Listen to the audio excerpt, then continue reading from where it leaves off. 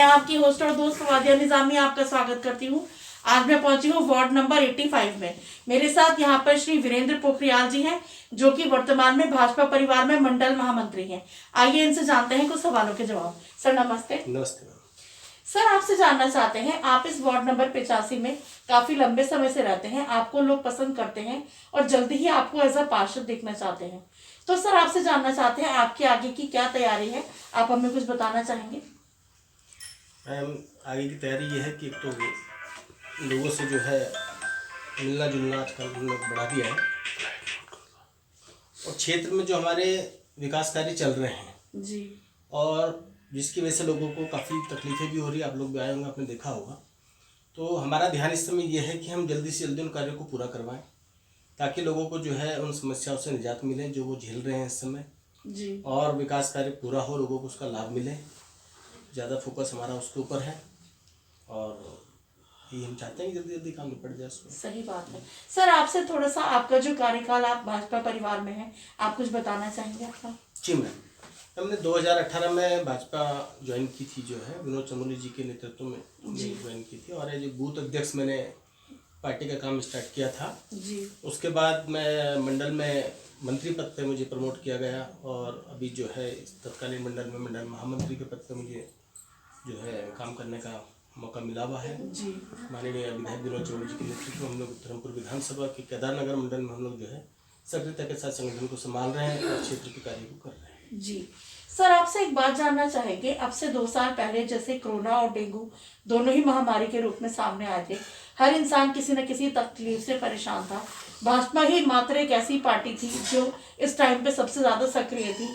तो सर आप भी भाजपा परिवार का हिस्सा हैं, तो आपसे जानना चाहेंगे आपने उस टाइम पे लोगों की किस तरह से हेल्प करी, आप कुछ बताना चाहेंगे? मैम, हम लोगों ने जो है मोदी किचन चलाकर लोगों को जो भोजन नहीं मिल पा रहा था उस समय लोगों को भोजन खिलाया है। जी, जिन लोगों को ऑक्सीजन की आवश्यकता थी, हॉस्पिटल्स की आवश्यकता थी, उन लोगों को हॉस्पिटल्स बेड वगैरह अवेलेबल करवाए हैं, हॉस्पिटल्स में एडमिशन करवाए हैं। जी, और जिन लोगों को ऑक्सीजन नहीं मिल पा रहा था, खासतौर से उसमें ऑक्सीजन की बहुत ज़्यादा दिक्कत हो गई जी, थी, जी, जी, तो हम लोगों ने जो है ऑक्सीजन के सिलेंडर लोगों तक पहुँचाए हैं, रातों रातों को पहुँचाए हैं, जिन्हें घरों में दिक्कत रही है, लेके नहीं जा पाते थे। जी, और कई पेशेंट ऐसे थे कि जो पेशेंट हो गए थे और हॉस्पिटल नहीं मिल पा रहे थे। नहीं मिल तो रहे थे, लेकिन लेके जाने वाला कोई नहीं जी, था। जी, जी, तो उन लोगों को हॉस्पिटल तक हम लोगों ने पहुंचाया है। जी। तो लोगों की उस समय हम लोगों ने भारतीय जनता पार्टी के सभी कार्यकर्ताओं ने मिलजुल करके जो है खूब सेवा करी है और खूब काम किया है, और उस कठिन दौर को हम लोगों ने पार किया है, और आज आप देखेंगे हम उससे पूरी तरह निजात पा चुके हैं। सही बात है।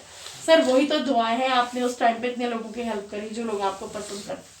सर आपसे एक बात और जानना चाहेंगे, जिससे आपने भी ये चीज महसूस करी होगी, हमारे देहरादून में मतलब हमारे युवा साथी, युवा बच्चे बेरोजगारी कह लीजिए या कोई अन्य कारण नशे की तरफ चले गए हैं, और देहरादून में तो ये चीज दिन प्रतिदिन बढ़ती ही जा रही है। तो सर आप हमारे चैनल के माध्यम से उन युवाओं से या उनके माता पिता से कुछ कहना चाहेंगे? इस विषय पे जो मेरा अपना अनुभव है, अधिकतर वो बच्चे नशे की तरफ जाते हैं जो अपने माता पिता से या परिवार से थोड़ा सा कटे हुए रहते हैं। माता पिता उनके साथ इन्वॉल्व नहीं हो पाते हैं बचपन से। बच्चों को ज़्यादातर डांटना, उनकी बात ना सुनना, उनसे एक दोस्ताना संबंध ना रखना, जी, जो माँ बाप इस तरह से रहते हैं, तो वो बच्चे फिर डिफरेंट लाइन में चले जाते हैं और फिर वो नशे के आदी बनते हैं। तो मेरा सभी माता पिताओं से सबसे पहले ये निवेदन है कि अपने बच्चों से दोस्ताना संबंध रखें, उनसे उनके विषय में पूछते रहें, बातचीत करते रहें, उनकी समस्याएं उनसे पूछें और उनके साथ खुश रहें।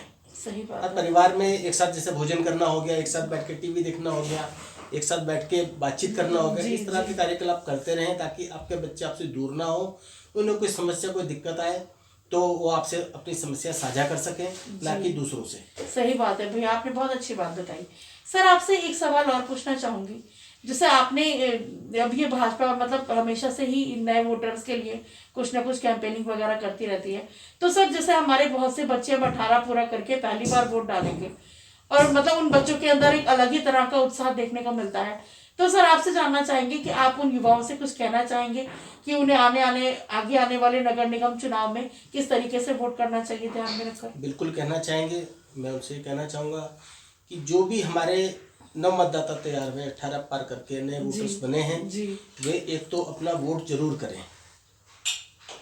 जी चाहे कोई भी चुनाव आता है उसमें अपना वोट जरूर दें, और वोट देते वक्त अपने जो कैंडिडेट्स जो उसमें है हाँ चुनाव लड़ रहे लड़ हैं जी। उनमें ये देखें कि कौन समाज के लिए समर्पित है, कौन समाज के लिए एक्टिव होकर काम कर रहा है, जी वो पढ़ा लिखा कितना है, उसकी बातचीत का ढंग क्या है, उसकी जीवन शैली क्या है, सही इन बात। चीज़ों पे उसके कार्यकलापों पे ध्यान दे करके एक सही कैंडिडेट को जो चुने और सही को वोट करें। सही बात है किसी को भी करें लेकिन सही को वोट सही करें को और वोट वोट जरूर करें। जी हमारा उनसे यही निवेदन। जी। सर इसी कड़ी में एक सवाल और पूछना चाहूंगी, जैसे बहुत से लोग ये कहते हैं कि अरे छोड़ो हम वोट नहीं डालेंगे, या जो वोटिंग का दिन आता है तो अपनी फैमिली को लेके घूमने चले जाते हैं, तो सर आप उन लोगों से कुछ कहना चाहेंगे? बिल्कुल कहना चाहूँगा, वो ये बिल्कुल गलत काम करते हैं, क्योंकि लोकतंत्र में ये हमारा अधिकार है वोट देना, और इस एक वोट के माध्यम से हम अपना भविष्य चुनते हैं। जी कई लोग कहते हैं कि जी कोई भी नेता आए हमें तो उससे कोई मतलब नहीं है, कोई भी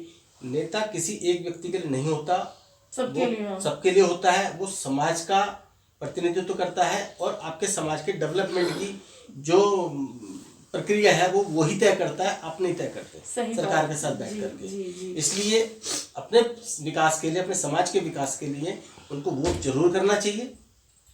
ये विषय नहीं कि वोट किसको कर रहे हैं, सही किसी को बात भी है, करें, हाँ, मगर लेकिन डालें वोट जरूर। जरूर करें, सही बात ताकि वोट डालने से ये पता लगता है कि समाज के लिए लोग कितने जागरूक हैं, जी उनकी जिम्मेदारी है वोट डालना, जी तो उन्हें वोट डालना चाहिए। जी।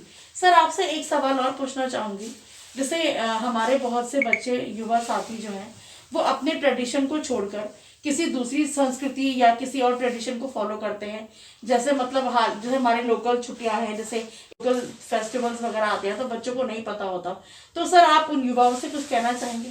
बिल्कुल कहना चाहूँगा, अपनी संस्कृति, अपना मूल व्यक्ति को कभी भी नहीं छोड़ना चाहिए, और चाहे हमारे त्यौहार छोटे हैं चाहे बड़े हैं, हमको उनको पूरी सादगी के साथ और उत्साह के साथ मनाना चाहिए जो है। और दूसरी, अब हमारा जो भारत देश है कई तरह के उनसे समाज से मिलकर बना हुआ है, कई सारी संस्कृतियां यहाँ पर हैं भाई, हमारे तो हिंदू मुस्लिम सिख ईसाई, हिंदू में भी सभी हम भाई भाई, और हिंदुओं में भी जो है अलग अलग उसके लोग हैं भाई, सिख भी है, पूरब का भी है, यूपी का भी है, गढ़वाल के, सबके अपने अपने त्योहार होते हैं जी। तो अब हम जहाँ पे रहते हैं, मान लिया मैं आज देहरादून में हूँ, पहाड़ मूल से हूँ, पौड़ी से हूँ, लेकिन देहरादून में रहता हूँ जी। तो मैं देहरादून में अगर कोई यहाँ पे ज्यादातर प्लेन के लोग हमारे साथ जुड़े हुए, उनको कोई त्योहार आता है, सही बात है, तो सब मिलजुल के हम लोग मनाते उसको भी उत्साह के साथ मनाते हैं। यही हमारी एकता, अनेकता में एकता का जो सही है बात है, एक संदेश आता है, और हमें सबके साथ मिलजुल करके सबके त्योहारों का आनंद लेते हुए, उसको हर्षोल्लास से मनाते हुए अपनी संस्कृति को आगे बढ़ाना चाहिए। सही बात है।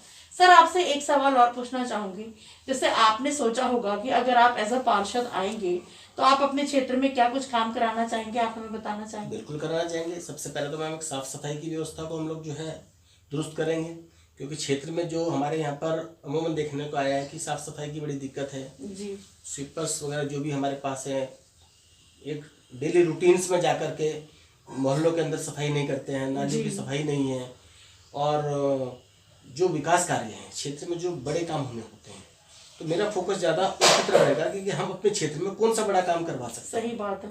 सरकार के माध्यम से, अपने विधायक के माध्यम से, क्योंकि पार्षद में काम लाने का एक ताकत होती है, उसके पास एक पावर है जी। तो हम, चूंकि हमारी भाजपा की सरकार है और हमें भाजपा से मौका मिलता है, तो हम अपने क्षेत्र में जो हमारी बड़ी समस्याएं हैं सर्वप्रथम उनका समाधान करवाने का प्रयास करेंगे, जिनके कारण हमें ज़्यादा दिक्कतें आ रही हैं। सही बात है। सर आपसे एक सवाल और पूछना चाहूंगी, जैसे आप हमारे चैनल के माध्यम से किसी डिपार्टमेंट से कोई अपने क्षेत्र की समस्या या धन्यवाद, या किसी का अलग अपने किसी का अपनी पार्टी का या किसी का धन्यवाद अगर आप करना चाहें? देखिए, हम धन्यवाद करना चाहेंगे अपने नेता माननीय विनोद चमोली जी का, जिनके नेतृत्व में हम भारतीय जनता पार्टी का कार्य कर रहे हैं, और उनके नेतृत्व में वैसी कोई दिक्कत नहीं है। जो भी हमारी समस्याएं होती हैं हम उन तक पहुंचाते हैं क्षेत्र की, और हमारी समस्याओं का समाधान वो स्वयं आगे बढ़कर करते हैं, और वो स्वयं इतने एक्टिव हैं कि वो प्रतिदिन जो है ऑफिस में बैठने की जगह सुबह उनका रूटीन है 11 साढ़े 11 बजे से वार्ड वाइज, बूथ वाइज, प्रत्येक अपने बूथ पे जाना, जहाँ भी समस्या है वहाँ स्वयं पहुँच करके उस समस्या का समाधान निकालना जी। अधिकारियों से, कार्यकर्ताओं से और क्षेत्रवासियों से उनका जो सामंजस्य है उसको बैठाए रखते हैं और क्षेत्र में आने वाली समस्याओं को दूर करते रहते हैं। और उनके नेतृत्व में हमें किसी प्रकार की कोई दिक्कत नहीं है और हम बढ़िया से हम लोग काम कर रहे हैं। सही बात है सर। आपसे एक सवाल चलते चलते और पूछना चाहूंगी, जैसे हाल ही में अभी आज ही भाजपा की केदारनाथ विजय हुई है, आशा मैडम जीत कर आई है, तो सर सबसे पहले आपको धन्यवाद, आपको बहुत बहुत मुबारकबाद। अगर आप कोई बधाई संदेश मैम को देना चाहें। बिल्कुल, मैं अपने प्रदेश के सभी सर्वप्रथम अपने माननीय मुख्यमंत्री जी और सभी ज्येष्ठ श्रेष्ठ पदाधिकारी कार्यकर्ताओं को मैं इस जीत का बधाई देना चाहता हूं। जो भी हमारे पदाधिकारी और कार्यकर्ता नेतागण जो है केदारनाथ चुनाव में लगे थे, उनको सभी को जो है बधाई देना चाहता हूं।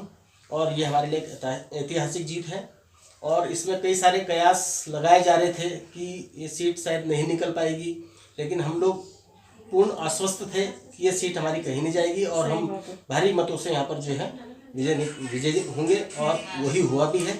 हम लोग यहाँ पर जीते हैं। माननीय मोदी जी को भी मैं बधाई देना चाहूँगा और उनका धन्यवाद करना चाहूँगा कि उनकी विशेष कृपा हमारे केदारनाथ क्षेत्र पर और केदारनाथ में रहती है। उन्होंने कई सारी योजनाएं वहाँ पर जो दी हैं क्षेत्र के विकास के लिए, केदारनाथ के विकास के लिए, उसके लिए मैं उनका धन्यवाद करना चाहूँगा और उनको बधाई देना चाहूँगा। Thank you sir. सर आपसे एक सवाल और चलते चलते, जैसे हमारे बहुत सारे त्यौहार आके चले भी गए हैं, अब हाल ही में जल्दी हमारा न्यू ईयर आएगा, अब बहुत छोटे मोटे त्यौहार अब आएंगे बीच में, तो सर आप हमारे चैनल के माध्यम से हमारे व्यूअर से कुछ कहना चाहेंगे? देखिए, मैं ये कहना चाहूँगा कि सर्वप्रथम तो सभी को जो है आने वाले नए वर्ष की और क्रिसमस की जो है बधाई देना चाहूँगा जी। और ये कहना चाहूँगा, अक्सर लोग युवक जो है हमारे क्रिसमस पे या न्यू ईयर पे अपना न्यू ईयर मनाने के लिए, क्रिसमस मनाने के लिए अपने घरों से बाहर निकल करके, बाहर जा करके पार्टियां मनाते हैं। जी, जी। तो उनसे ये कहूँगा कि वो सादगी से अपना त्यौहार मनाएं, इसको एंजॉय करें और नशे की तरफ ना जाएं। और जो हाई स्पीड गाड़ियां चलाई जा रही है, अभी आपने देखा भी होगा कितना बड़ा हादसा उसमें हुआ है। तो उस तरह के युवाओं को मैं एक संदेश देना चाहूँगा कि इस तरह का वो ना करें और जो भी त्यौहार है उसे सादगी से मनाएं, अपना एंजॉय करें, लेकिन ये नहीं कि आप जा रहे हैं और सेफ्टी रूल्स को फॉलो करें। सेफ्टी रूल्स को फॉलो करें और नशे की तरफ बिल्कुल भी ना जाएं। ये मेरा उनसे रहा है। थैंक यू भैया, आपने मानव चेतना टीम को अपना कीमती समय दिया, इसके लिए धन्यवाद। धन्यवाद मैम, आपके बहुत बहुत। दोस्तों, अभी आपने सर की बातों को सुना। मैं यहाँ के क्षेत्र की जनता से यही अपील करूंगी कि सर को अगर पार्टी द्वारा पार्षद के लिए टिकट दिया जाता है तो जैसा प्यार अभी तक आप लोगों ने बनाए रखा, इसी प्यार को जारी रखें वोटों के रूप में, क्योंकि सर की सोच अच्छी है। ये युवाओं को, मातृशक्ति को और अपने वार्ड को आके देखना चाहते हैं। इसलिए मेरा पुनः युवाओं से, सभी लोगों से निवेदन कि भैया को भारी संख्या में भारी मतों के साथ विजयी बनाए। इसी के साथ मुझे दीजिए इजाजत। मैं फवादिया निजामी अपने सहयोगी अजय कुमार जी के साथ मानव चेतना न्यूज देहरादून। बने रहे मानव चेतना के साथ, ज्यादा से ज्यादा लाइक और सब्सक्राइब करें। फिर किसी नई शख्सियत के साथ आपकी कराएंगे मुलाकात। तब तक के लिए अलविदा।